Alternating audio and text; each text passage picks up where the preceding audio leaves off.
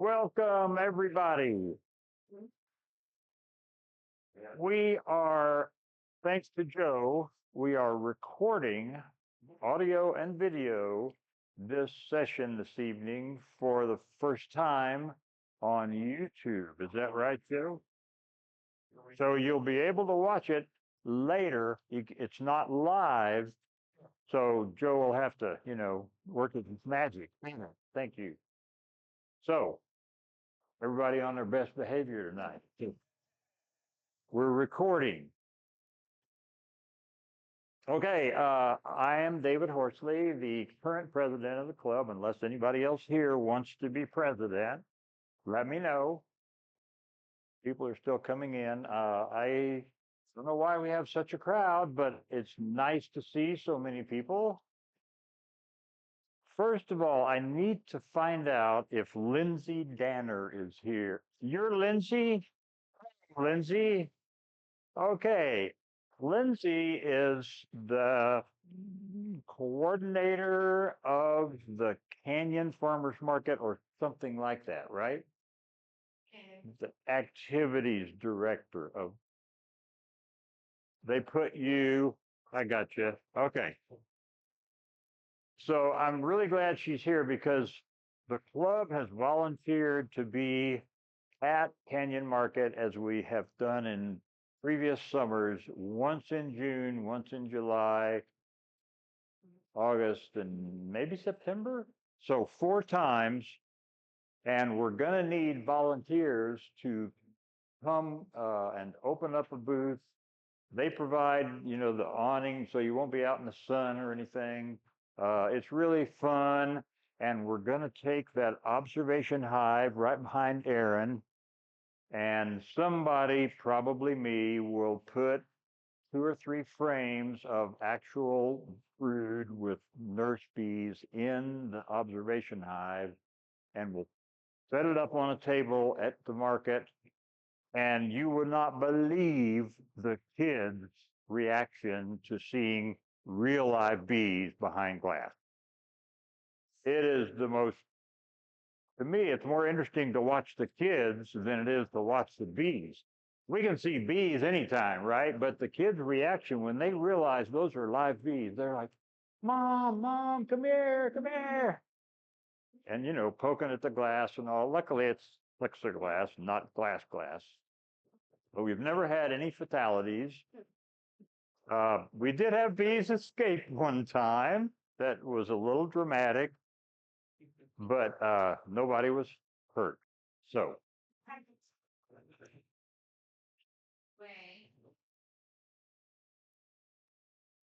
yeah.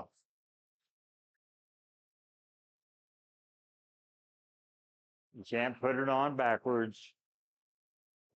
That's my German side. I like everything labeled. I want to know where does this go, Fraulein?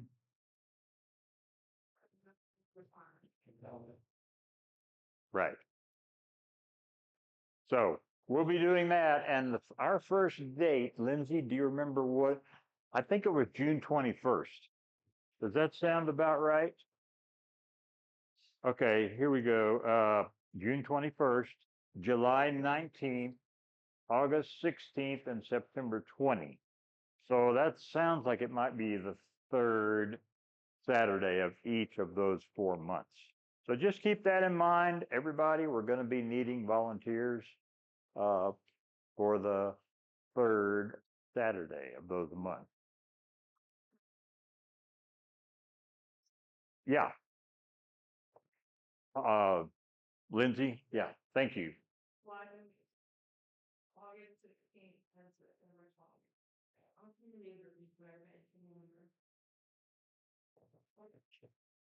Okay, next, before we get to the program, the next item of business is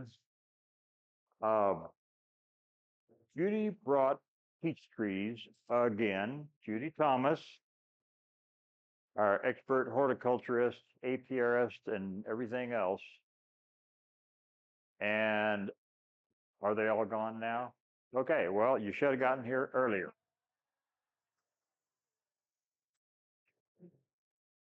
I did get one. Let's see. Okay, item 3. Swarm season has begun. And I've already talked to several of you that have had swarms, and today, Aaron, like at 3 o'clock, went and got a swarm that I got a call about, and she showed me a video of the suspected place. It's a shed, and the bees are under the shed, and they threw a swarm out onto a fence just a few feet away. She said, I think there's bees still living under this shed. To which I said, those bees are going to be removed from under that shed by me on Saturday. No, it's in Amarillo, in Canyon, over there behind Feldman's Diner. But there's swarms everywhere, y'all. So what I'm getting up to is there is a swarm call list on the table back there. If you want to be on the list of people who get called for swarms, that's one list. And then there's a second list for if you want to do bee removals from, inside structures and underneath shed floors.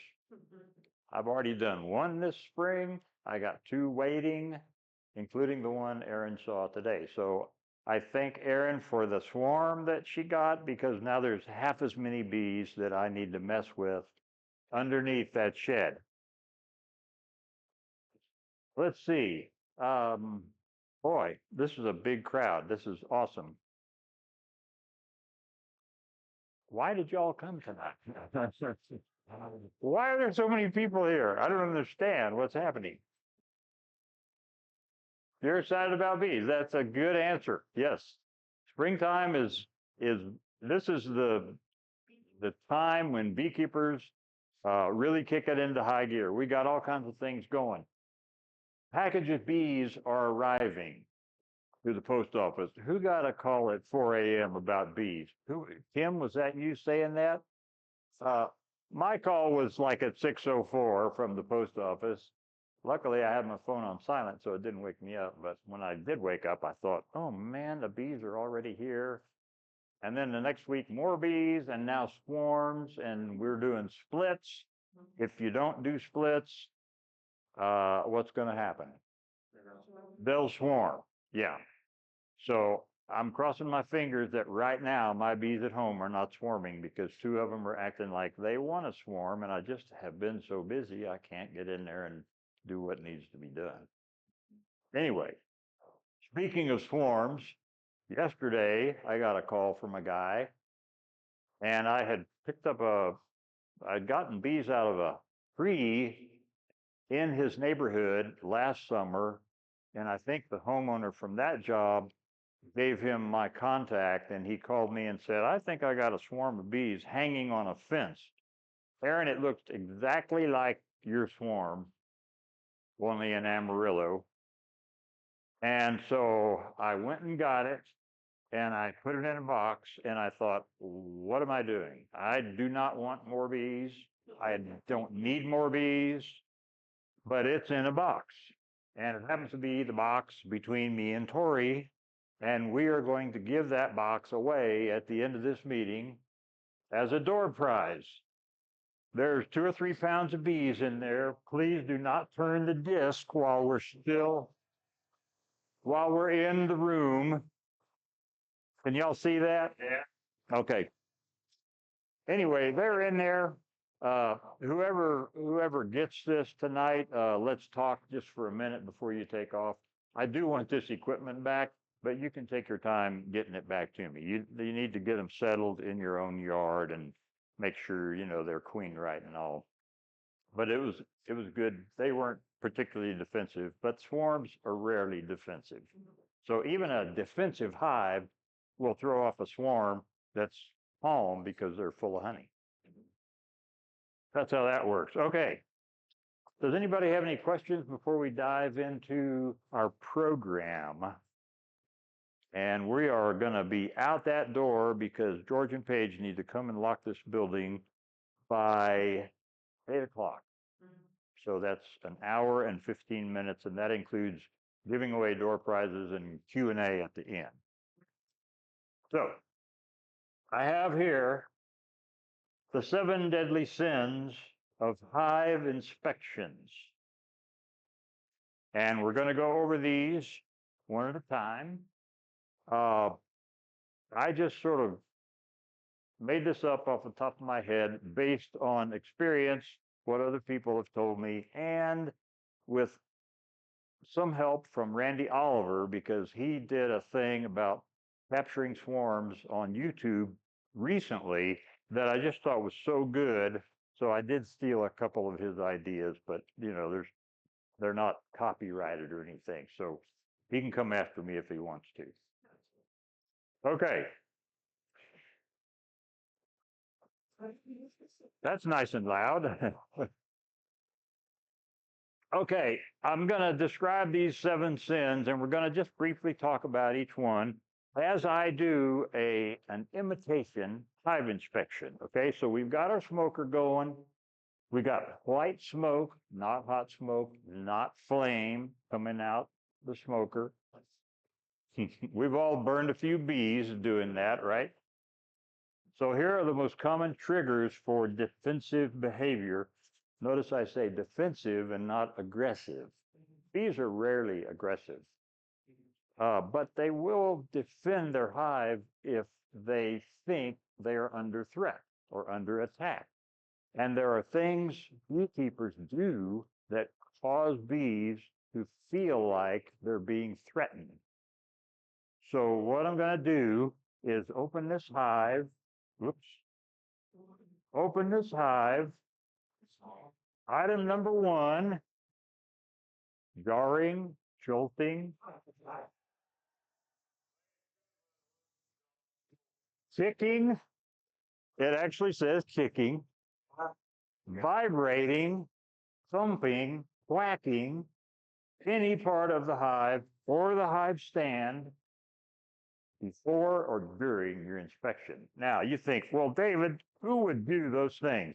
Okay, I would, because I've done all of them. You come up and you're getting ready to inspect the hive, and you hive tool, and oh man, or you've got a table, a hive stand that has like 4 hives on it, and you go over here and you drop something at this end. Well, bees are very sensitive to vibration, so they can feel that all the way down the line. Every hive reacts a little bit to that vibration. So try to keep that kind of thing to a minimum. I've had beekeepers who I've mentored, nobody who's here tonight, who have said to me, I don't understand why my bees are so defensive. Would you come to my yard and help me do an inspection and help me understand what's wrong with these bees? And so I'll go and visit that person, and they'll walk up, and, first thing they do is they bang into their hive, or they pick up a lid and they go like this. Oh, wait. Oh, yeah. Do we really want? Okay, yeah. Don't do any of those things. You want to be gentle, smooth, quiet. Bees don't have ears, but they can hear vibrations, especially if they're bouncing off of something like a shed floor. So if you're mowing next to a shed and there's bees living under the shed, this is what the homeowner told me this week. They come out because the vibrations go through the shed door and transmit down to the floor. So try to avoid jarring the hive during the whole thing. Here's something else to avoid. Item 2, wearing black, dark brown, dark purple, or dark anything colors during inspection. And the reason here is, and I learned this the hard way, honeybees' natural enemy, other than humans, is a what? A bear, exactly. Like Winnie the Pooh, right? He's got a honey jar stuck on his head. So, the bees, they don't know what a human is necessarily. And if they see something right outside their front door that's big and dark, let alone shaggy, but big and dark, they're gonna the guard bees are kind of gonna pay attention, and they might not come after you, but they will notice you. And then if adding to the dark, you've got on gloves that are fuzzy because they've been worn a long time and they're black gloves from Home Depot. And I had had them so long, and I thought, boy, these are so comfortable, way more comfortable than my bee gloves. I'm just going to wear these.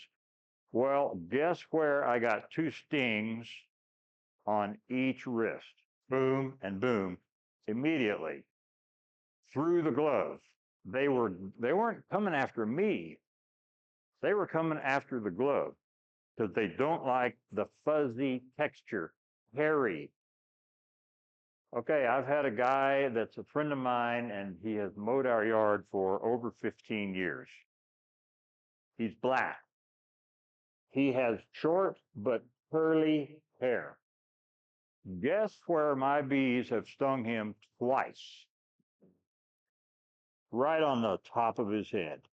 And now I make him wear just a little veil, the one that only covers your head and neck.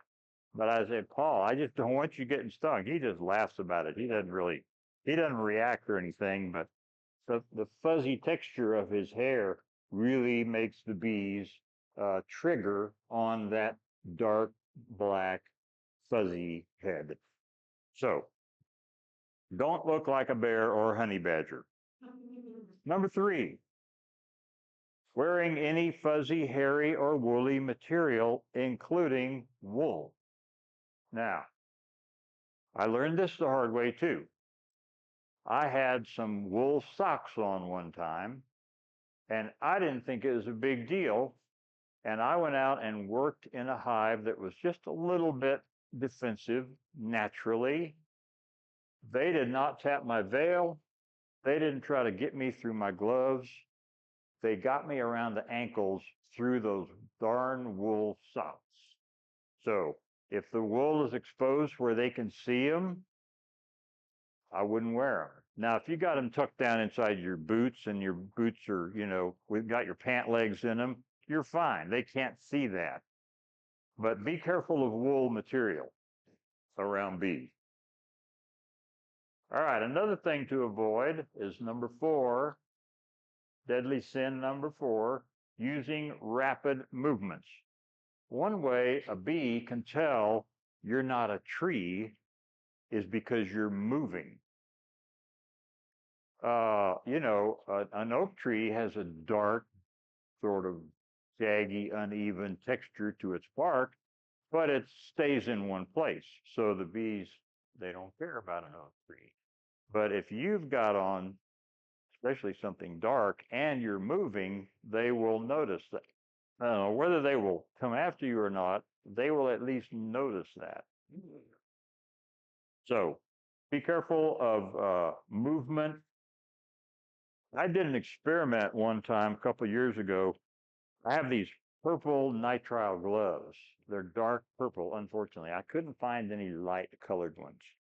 But I had the top cover off, and I noticed every time I brought my hand over the hive, the sound kind of went up. You know what I'm talking about, beekeepers? Just so there's just this low hum. And then when my hand passed over it, it was they still didn't come out, but they noticed that dark glow. And I thought, I'll be darned. I guess I need to get some white gloves. So that's what I ended up doing. But the movement of the hand combined with the dark color set off my bees. Okay, item 5, wearing scented anything. Hair products, body wash, cologne, perfume, deodorants. Let your only scent be your smoker. It's just best that way. And, once you're retired like me, I put on deodorant about once every 10 days, let's say. Or when my wife says, put on deodorant, whichever comes first. So I don't have to worry about that. But I've had people to my house, like just for, dinner guests, and we went out in the backyard, and I could tell right away they had on too much either cologne, perfume, hair products, something, and I would not take them back to be close to my bees. I was just worried how that was going to turn out. So bees do react to scent. They are very sensitive to odors. Number 6, ignoring cues the bees give you. Now, you guys tell me, what cues will bees give you, signals that they're trying to let you know something. So what behavior should you alert for that bees are trying to give you a warning? They bump you. Number 1, they tap your veil. If you don't have on a veil, I don't put on a veil unless I'm actually cracking open a hive. Like I can go, put syrup in the top feeder without a veil. My bees, they don't react just to my face, but uh, if I have the veil on and I'm in the hive and I feel them and hear them tapping my veil, that lets me know, okay, they're not happy with whatever it is I'm doing. I need to either move this along and get it over with, or close it up and come back a little later. So veil tapping is one. What's another one? The elevated sound. Yes. The whole hive can make a sound that goes up a little bit, that higher pitch. And individual bees also, if you've got a bee coming around your veil and it starts doing that, that's danger, stranger danger. That bee, it wants to get you. Once they start giving off that sound, so I'm really happy I have my veil on, or if I don't, I'll go get the veil. And if you're married and your spouse is just minding your own business, let's say, sitting on the deck, and a bee comes over and starts making that high-pitched sound right in her face, and she starts swatting at it, how do you think that story ended? Not good. On the lip. Right on the lip. And did she blame the bee? No.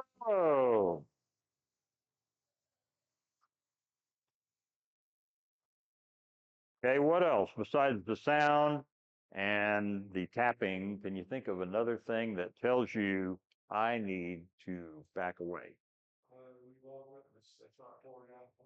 Okay, yes. And you can go on YouTube, thank you, YouTube, and see lots of videos of people opening up spaces. I just saw one this week where I don't know what this deal is with young women who go into hives wearing short shorts, and long hair. You know what I'm talking about? If you've been on YouTube, there's 2 or 3 of them that are kind of famous for doing that. And so this one this week, she says, you know what? They're behind a drywall. And she and the homeowner listen, and they're going, they don't sound happy. So she said, you know what? I'm going to go put on a jacket, just a jacket. And she's still got these short shorts on and bare legs, right? So she cuts a hole with her saw, vibrating saw, yes, and she sticks her hive tool in there and pries on it, and then they come pouring out, literally pouring out, just a stream of bees. And you can barely hear above the sound of the bees, but YouTube gives you captions. Thank you, YouTube. They caption sometimes the dialogue, and this one, it says, they're stinging my legs. And I'm thinking, why would they do that? You're cutting into their home and you have bare legs. So, lady, I don't know what to tell you. She did get up, yeah, she suited up all the way head to toe, which, doing a cutout, you should probably do that to begin with. That ought to be step one. Okay, one more thing I've got on my list that nobody has mentioned, and that's, how did I word this? Uh, if your bees go bananas, now I don't mean that in a figurative way. I mean it in an almost literal way. And what do I mean by that? The pheromone, the alarm pheromone, if you've never smelled it, once you do, you will agree that it smells like bananas. It's the strangest thing, but if you're working bees and you start getting that banana odor, I just sort of stop what I'm doing, put the lid back on, and just leave for a while. Let them calm down, use a little smoke, whatever. So yeah, that pheromone, uh, I've heard it described as banana cream, bananas, something else too, but I just think it smells like a banana to me. Maybe that's it. Banana candy. Yeah, yeah. Like the what? Runch? Like the hard candy. I have no idea what that is. I'm way too old for that. Okay, yeah, no. Before that, even. Speaking of old, now there is a guy here tonight who is over 80 years old. And if you were to look at him, you would say I was lying. He can't be more than about 68. And you want me to identify him, or shall we just let him be anonymous?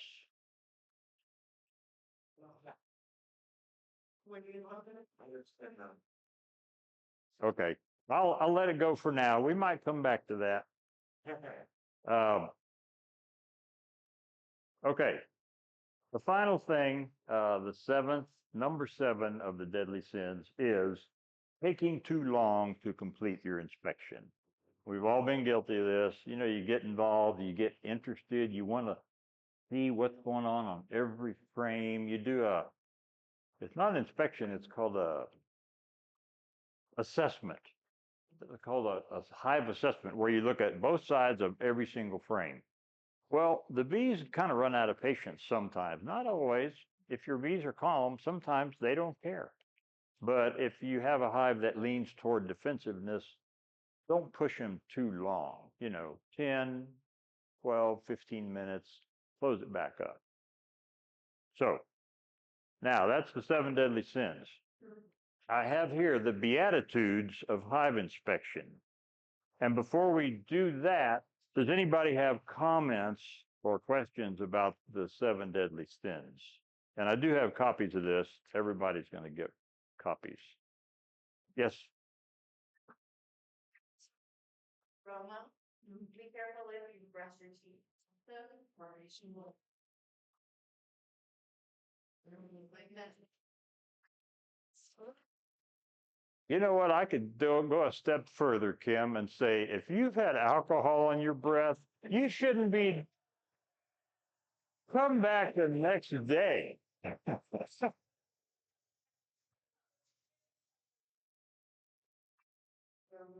Speaking aloud, would that? I don't think conversation would. No.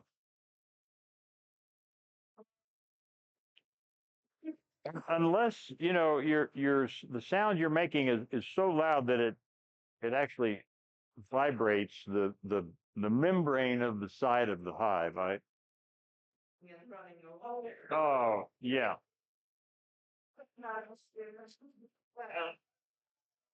Yeah. No, say again. I'm sorry. How many people brush your teeth before they inspect the hive? That's a good question. I don't know. Okay. Okay. Joey does. Judy does. Was going to say one thing before you inspect. You're talking about like, it's just go with brushing your teeth. It's that time of day you're doing inspection. So when it's flying around it, it's got a story. They have those sensations. Yes. They will be much more. That's always tough. Absolutely. Especially with everything that's so unpredictable right now with the storms. Yes. Yes. That's a good point, and it's covered in that's okay. No, I decided to put it in the do's rather than the don'ts. So it's one of the Beatitudes. So here's how this starts out. Blessed are those who plan ahead, so everything needed during inspection is already at hand. And again, I am the worst offender.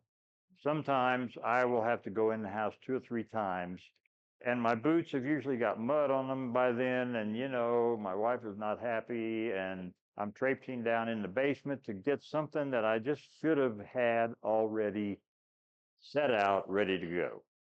So, besides your smoker, this can include extra frames, hive box or two if you think you're going to need more, a foundation comb, sugar syrup to top off the feeder if you're feeding. And here's one that not everybody does this, but I like to have a 5-gallon bucket with about 2 gallons of warm water in the bottom of it. Not in the top, but in the bottom.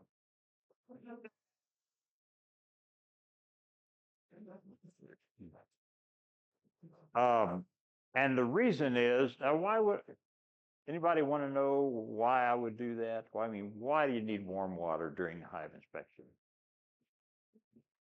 I get so messy I've got like 10 hives right now, and by the time I'm halfway through, my hive tool is sticky, my gloves are sticky, I'm I'm walking in honey, it's a messy endeavor.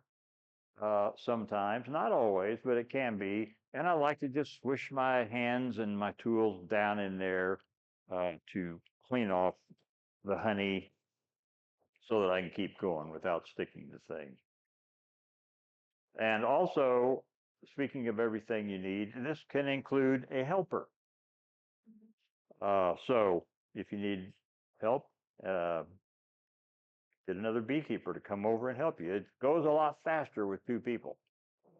And it's more fun, really. Okay, the next beatitude. Blessed are you when you inspect on a warm, sunny day in the early to mid-afternoon when forager bees are where? Gone, right. They're not home because the foragers are the oldest bees, and they're the ones most likely to come after you if some of your bees are going to. So I like to try to time it for like between 11 and 3, somewhere in there. The foragers in summer start coming home 5, 5 to 6, somewhere. And you can really tell when the foragers start arriving is, you have a lot more bees just swirling around you while you're in the hive.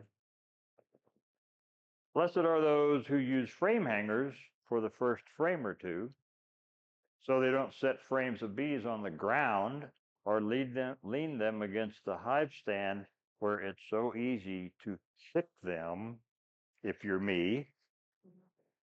So what I did is I actually brought a frame hanger to show you. Oh, yeah. So what I do is I have several of these. And Randy Oliver, I looked at a video of his this week. He's a researcher out in California. He's a big deal. Really a smart guy. He said, these things are stupid. He really used the word stupid. He said, don't use these. All you need to do is just get the first frame out And then the rest of them you can just slide over. And I would like to say, okay, smarty pants, what do you do with the first frame though, right? I never know what to do with it, so I just gently slide it right on here. Then I can continue moving along and just sliding things over as I lift them up. Just lift up, slide, etc. So, and I'm slamming these around. I would not do that if this were an actual hive.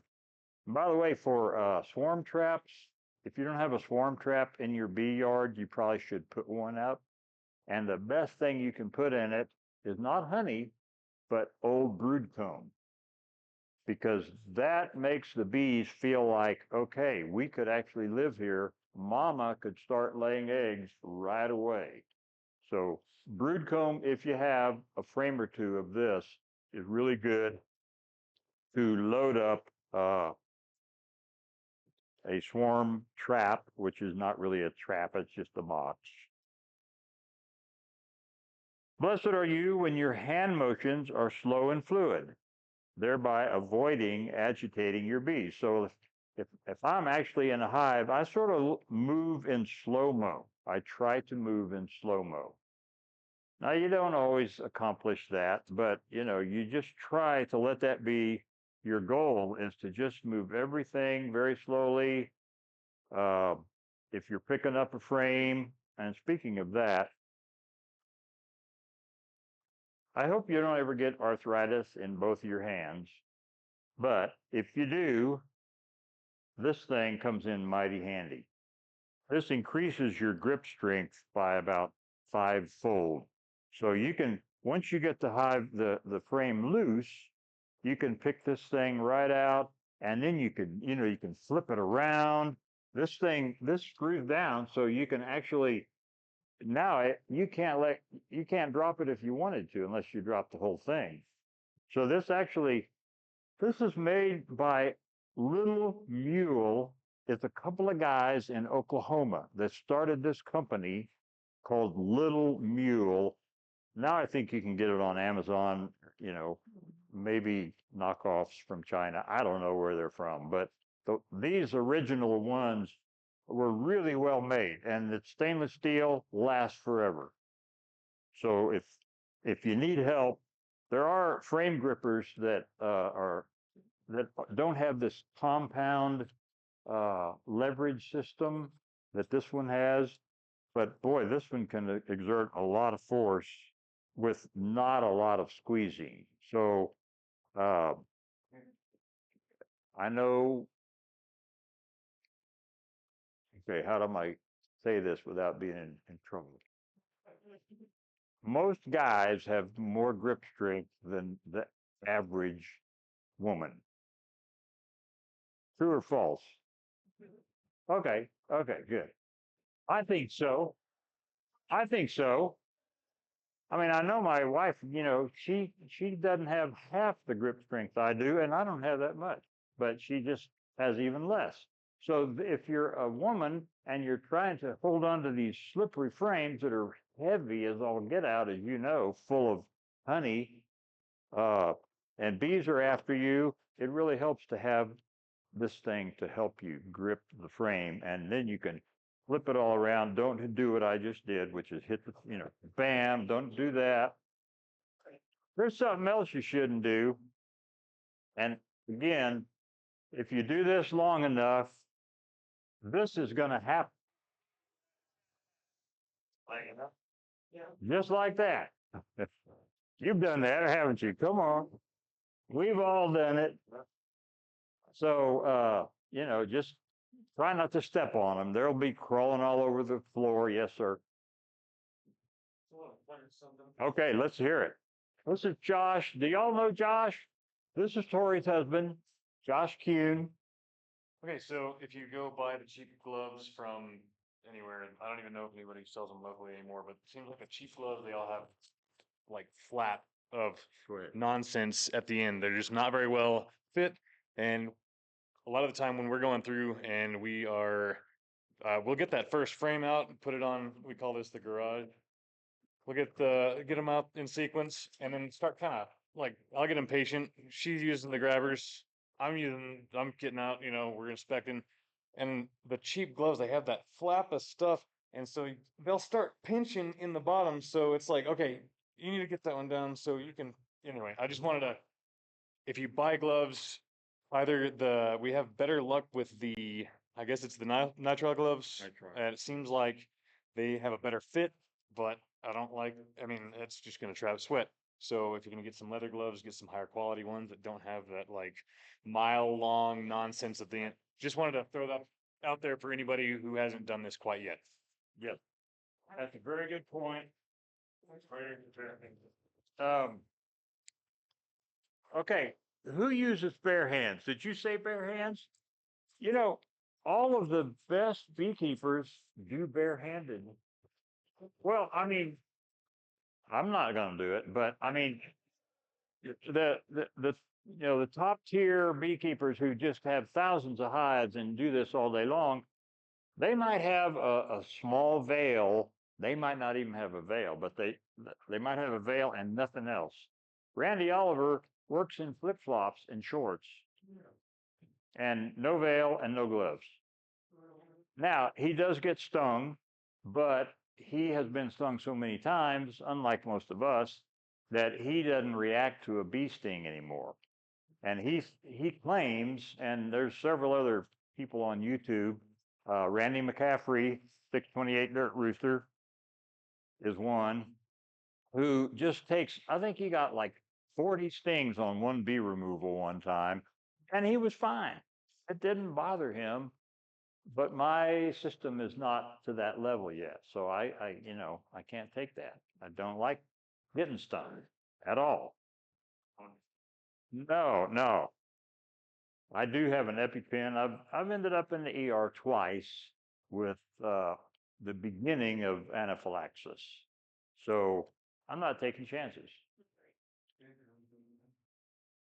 If you start breaking out in hives all over your body, not just redness where you got stung, but I'm talking hives on your arms and legs and back, and you should stop what you're doing and go to the ER. Because the next thing, huh? I do have an EpiPen. Yeah. And I used it one time, and holy cow, do those things work. I mean, within like 2 minutes, all the hives were gone off of my whole body. So that's the goal. Okay. We are moving right along. Blessed are those who are careful not to crush bees. Now, other than you hate to lose any bees, but what's wrong with crushing a bee every now and then?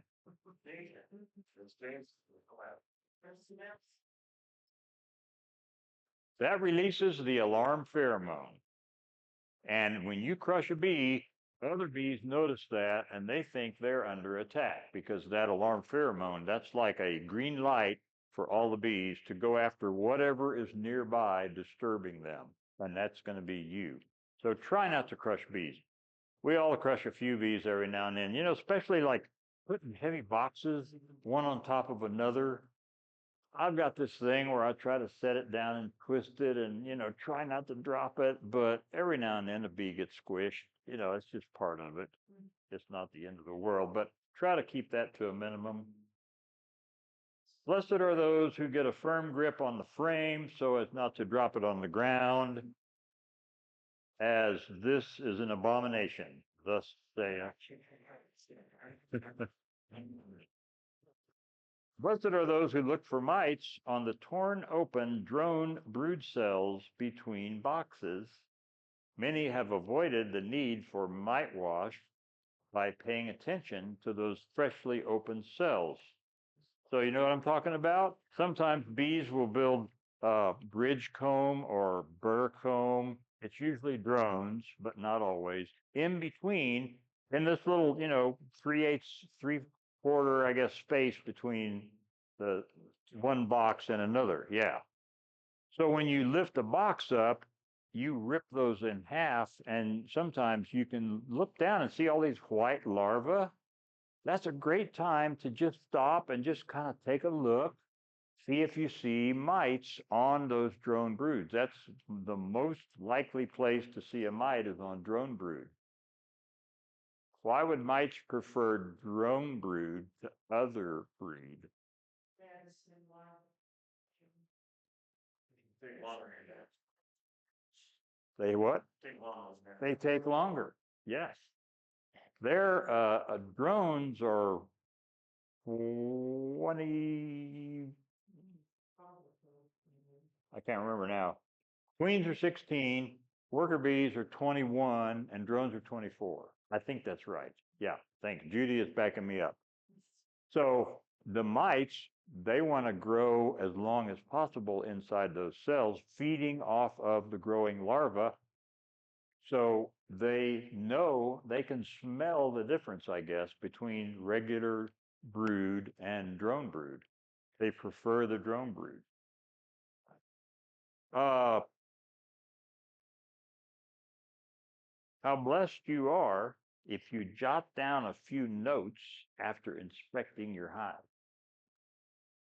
thereby eliminating guesswork and error in recalling which hive needs what. And I had to learn this the hard way too, because I would do like 7 or 8 hives, and then I would come back and rest on the porch and drink some water, and I would go, now which hive needed another box of fresh, oh, and I can't remember. I mean, when I was younger, I think I was better at remembering that kind of thing. I have to write it down now.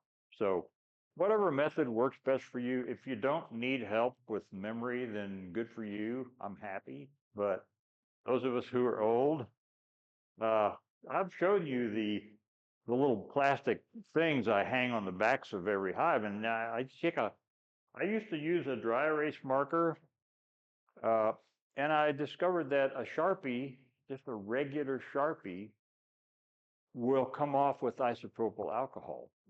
I didn't know that. So now I just use a normal Sharpie. They're cheaper and they last longer. Do you have a lot of hives that have Sharpie that laminate your inspection boards or whatever it is you write on, transmit information to log or whatever you're keeping, and then like that. What is this thing you speak of, log? My record is all hanging on the back of each hive. You keep it on your phone. Oh man, you're so far, you're light years ahead of me, Judy.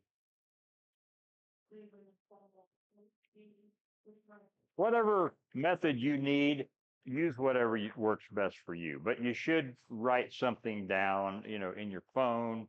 I was with Paige and George one time down here in their bee yard.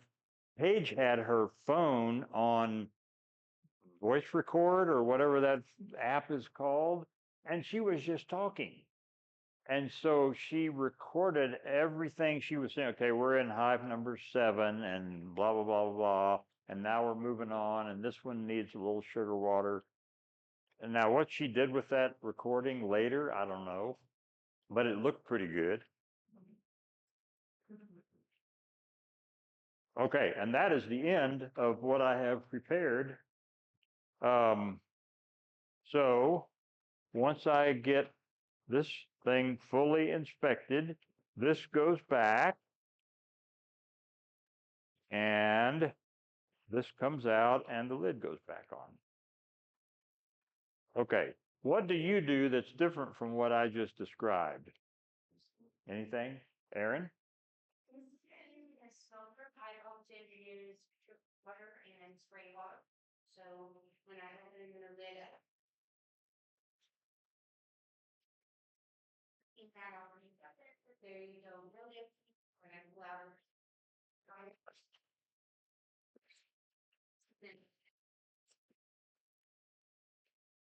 Aaron just said, Say it again. I often use sugar water in a spray bottle instead of smoke. When I open the lid, I spray it on top of the frames, and the bees get busy licking each other instead of flying up and trying to sting me. And you could also put it in Wait, you have to speak in this microphone.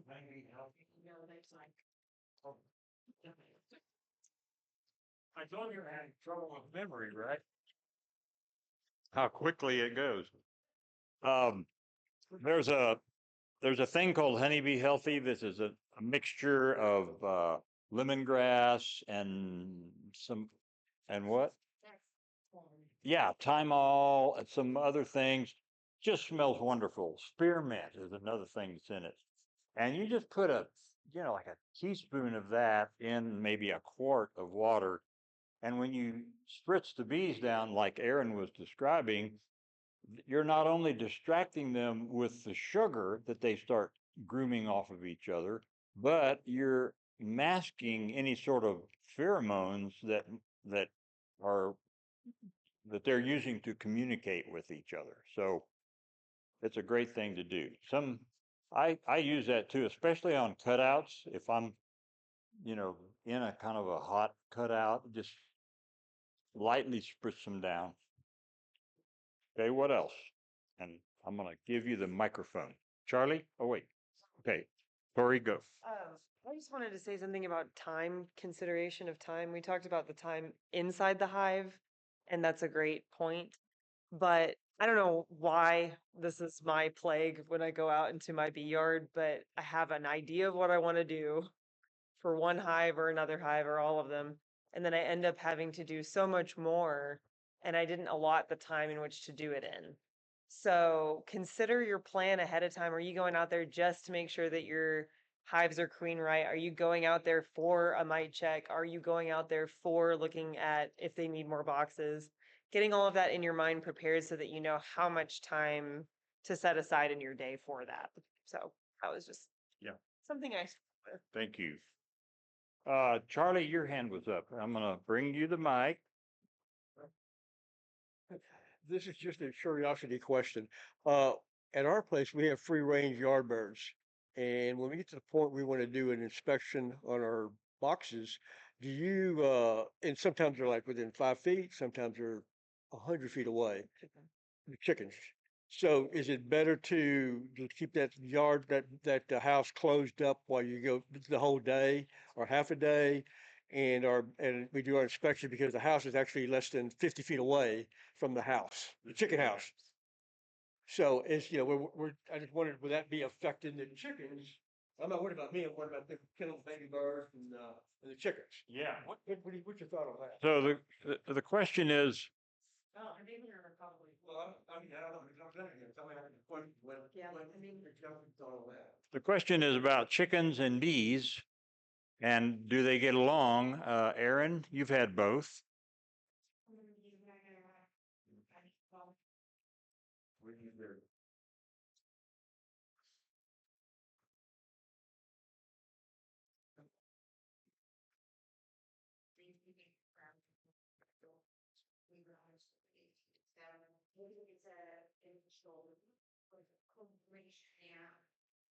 Aaron says, this is for YouTube. Aaron says, the chickens will sometimes patrol the area and eat bugs that might bother your bees. So I know that one of my neighbors, they raise chickens and they give us eggs and we give them honey. And another thing I give them is if I have a home that's almost completely full of drone brood, I'll give that to them to feed to their chickens. Oh, do they like it? The chickens, yeah, I mean, if you ever seen a crazy chicken, once one chicken starts going after that drone brood, the others figure out, oh my gosh, this is edible, let's go. And it's chaos until every last drone larva is gone. Okay, other questions? Comments? Yes. Built in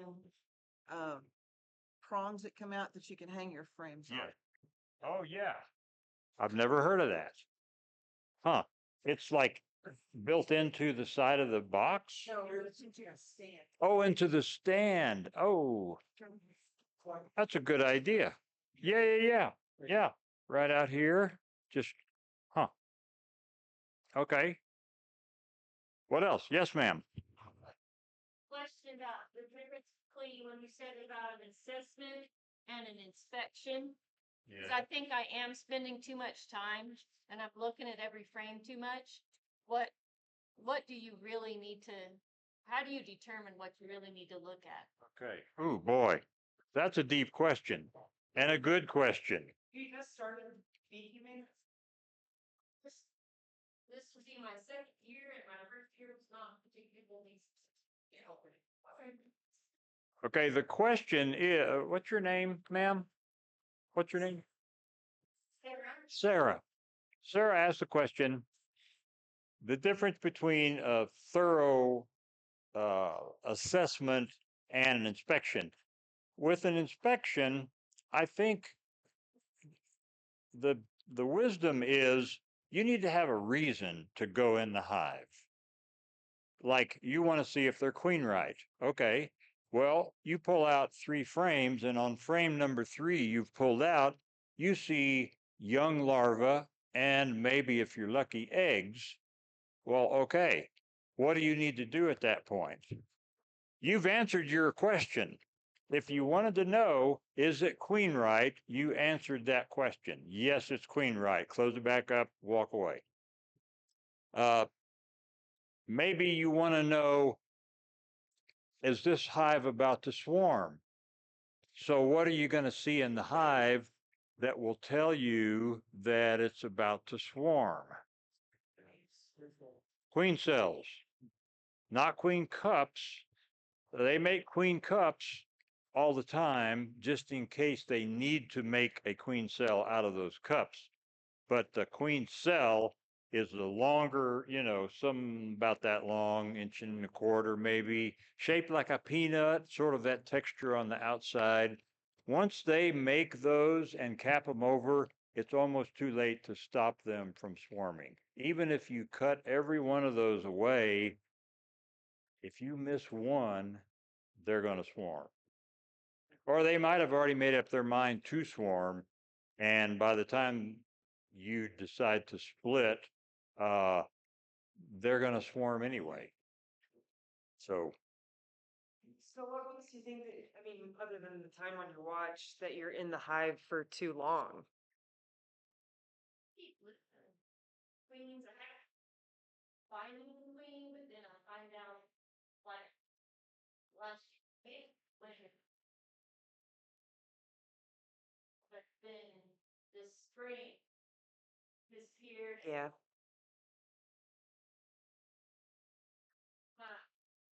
More shared. Okay. There are countless reasons why hives can abscond, especially over the winter. There even could be starvation problems so don't automatically think it was something you did. But having a timer is a good idea if you're still kind of losing track of how long you're in the hive. You can set it on your smartphone, put it in your pocket, set it for 15 minutes, 20 minutes. But that's kind of goes back to, what is the purpose of why you're going in? Are you wanting to just make sure that there's a queen in there? Then, as David said, you can do that real quick in 3 frames, hopefully. But if you're in there for a different purpose, like you want to look at the brood pattern that the queen is making or something, then that's going to extend your time in there. But looking for signs of their behavior, if they're tagging your veil, if their sounds are getting louder, all of those kinds of things, they're going to tell you when they're done. And then just make sure you're very methodical and slow putting everything back together so that you're not damaging bees as you're closing them back up. But yeah, be quick, be efficient. But if you're still looking at the hive, if you're still a beginner hive worker, then you're going to want to see some of that stuff. So kind of take it as it comes, I think, is my best piece of advice. Okay, thank you. Yeah. So, okay, I'll get to you in just a second. I just remembered something, and this is really embarrassing to admit, but I'm going to just tell you guys, and I'm going to tell YouTube at the same time. I was not scheduled to be the speaker tonight. That was originally going to be Rochelle, who was going to do a hive inspection discussion. And she's been at this longer than I have. And something came up, and she and George are down at the bee yard right now getting nuclear hives put together for some of you, I think. Hey, that might be why there's so many people here. How many of you came to get a hive because you, hello? Okay, yeah, they're going to be up here pretty soon. So Rochelle asked if I would do this instead. And in the meantime, Tori texted me this past week and said, "Hey, am I talking about hive inspections?" And I said, "No, Rochelle's doing that. But if you want to help her, that's cool." And so all evening long, I've been wondering, why is she standing right here? And it just occurred to me, I told her she could teach this with Rochelle or me. And Tori, I owe you an apology. Yes, I do. Holy cow. What a blockhead. Oh my gosh. Oh boy. Okay. Yeah. How are they doing anyway? Yeah.